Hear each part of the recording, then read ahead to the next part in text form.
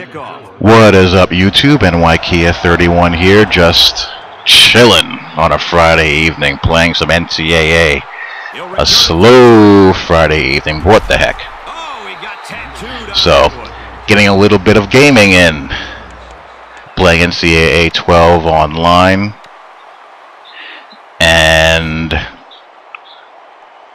I'm using Oregon. They'll get the ball here at the 17. Oregon's a team that I've never played with. And you know how a while back I said that Oregon was a team that online just gives me fits? I have more trouble beating Oregon than any other team online by far. I'd rather play Alabama or play against Alabama or LSU than play against Oregon. Oregon is just my personal online nemesis. So I decided to play with them and see, you know, what it is about them that gives me so much trouble. And it wasn't too hard to figure out once I, spied their roster. And considering how I play with Notre Dame most of the time, Oregon is really fast. They are really, really fast. And, Notre Dame's a solid team, but they're not really overly explosive as far as, having great athleticism. So it's a tough matchup for my Irish. So that made me feel a little bit better, knowing that it wasn't just me just sucking against Oregon, but, from a simulation standpoint, the fact that the matchup with Oregon, gives my Fighting Irish, trouble athletically, which it should. It makes sense. But I felt like I was controlling a race car here playing with them, and I'm playing as USC in this particular game. USC, I like playing as USC because unlike, Alabama or LSU, even though USC is challenging to play against, I don't feel like they're unfair. Alabama is just so overly stacked that, it's not really any fun to play against them, really. At least in my opinion. But I'm using Pittsburgh's spread playbook in this one. And it's a good playbook. None of the spread playbooks have been bad that I've broken down. And again, if you want to see the breakdowns, go to ncaastrategies.com. I have a thread where I'm discussing all of the spread playbooks in the game. And I'm currently on Pittsburgh. I just finished Pittsburgh's. Now I'm doing North Texas's.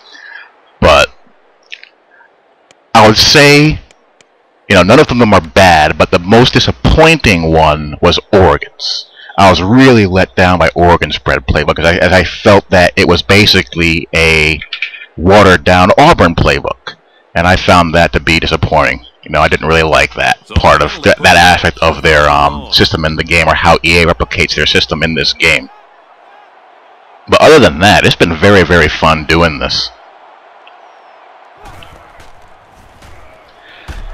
Now, Pittsburgh's playbook, I would probably best describe Pittsburgh's playbook as the quintessential spread it to run it playbook. It's definitely geared toward the run. It's got a little bit of Rich Rod to it, and a bit of Gus Malzahn sprinkled in, as far as the style of playbook that it is.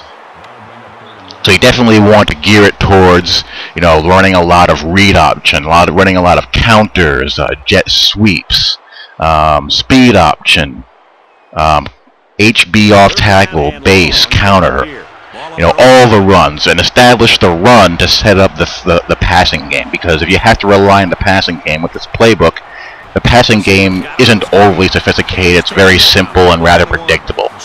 So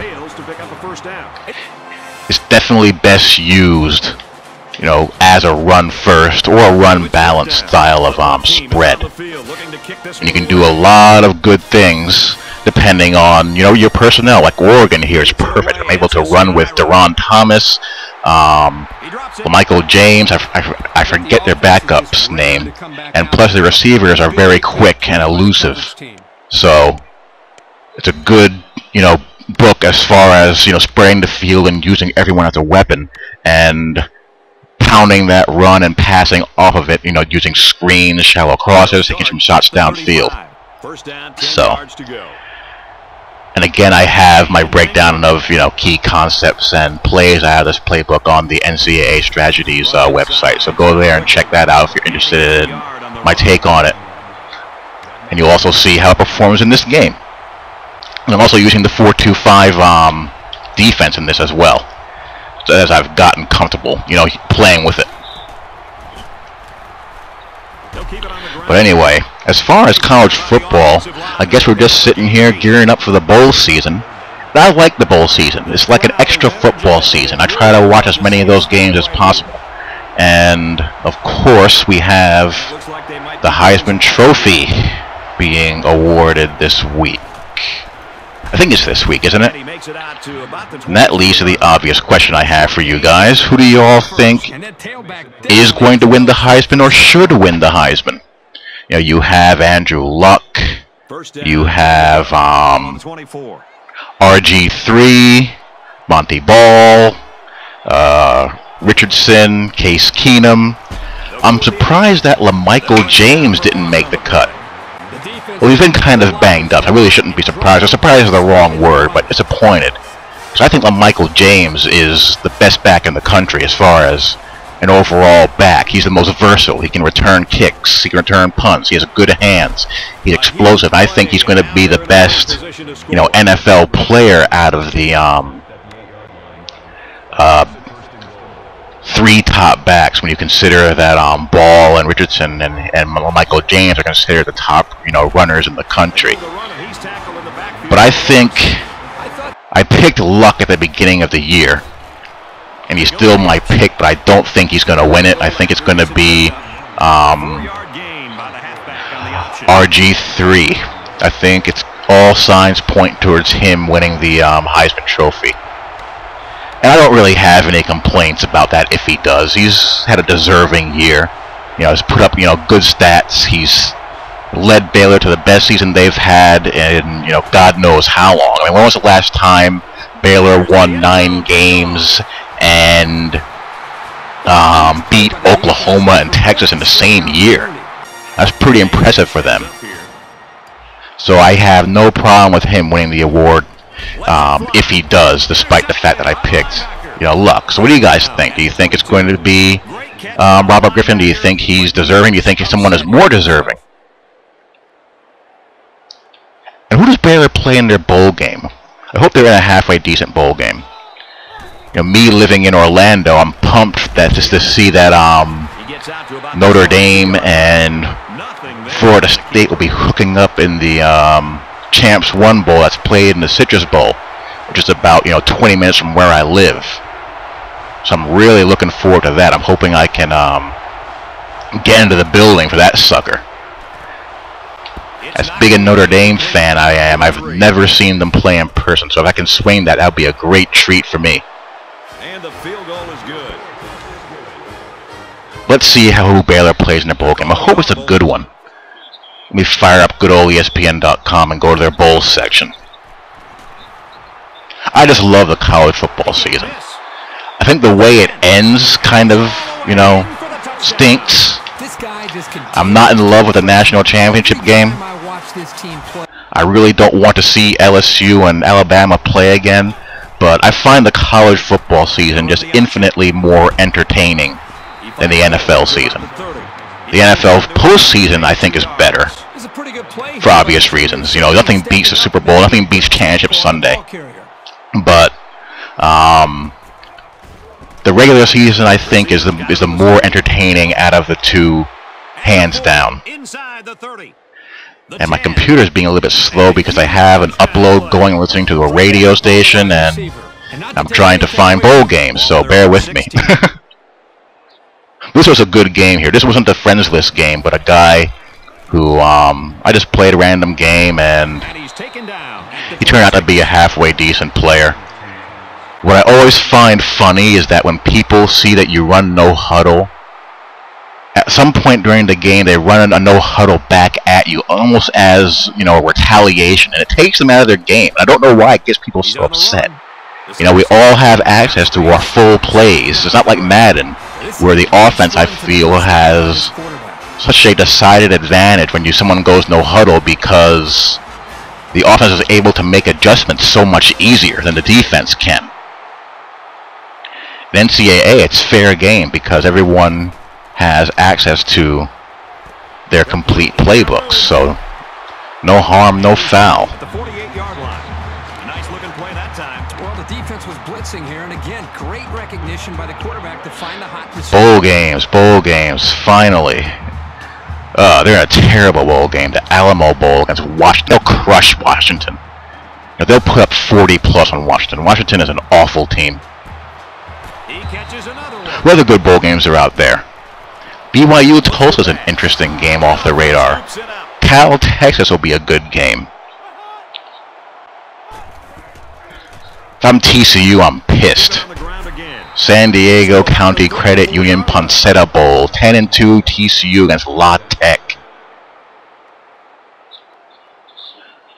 TCU should roll them up pretty nicely.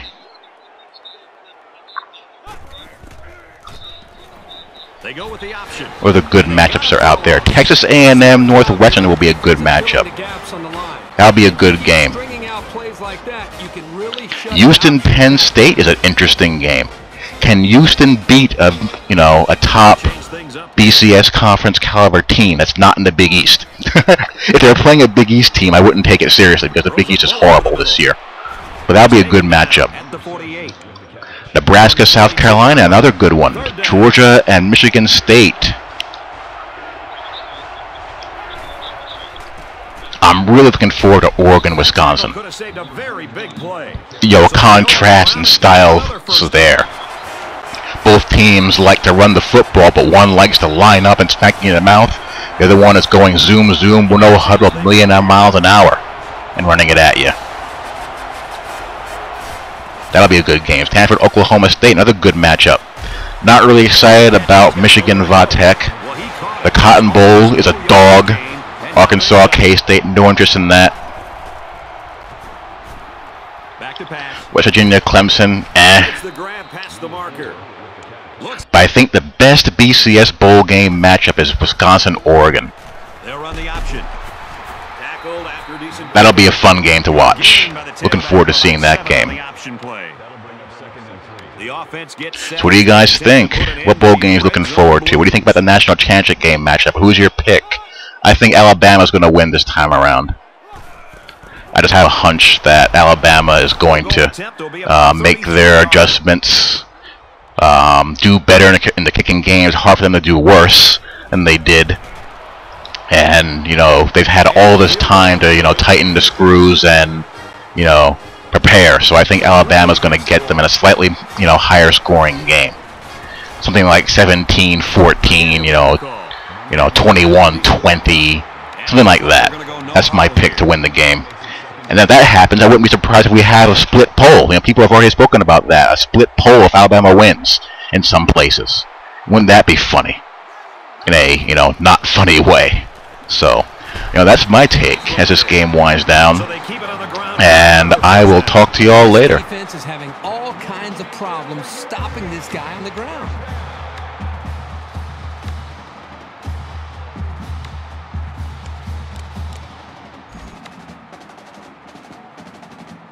We're at the 12th play of the drive. It's first down. He may have changed things up here. Looking to throw. And he's tackled right away. The Trojans take a timeout. That was their second timeout.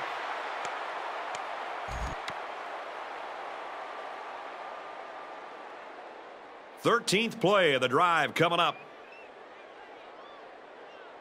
They're back in the red zone where they have really struggled lately. Goes right, picked off.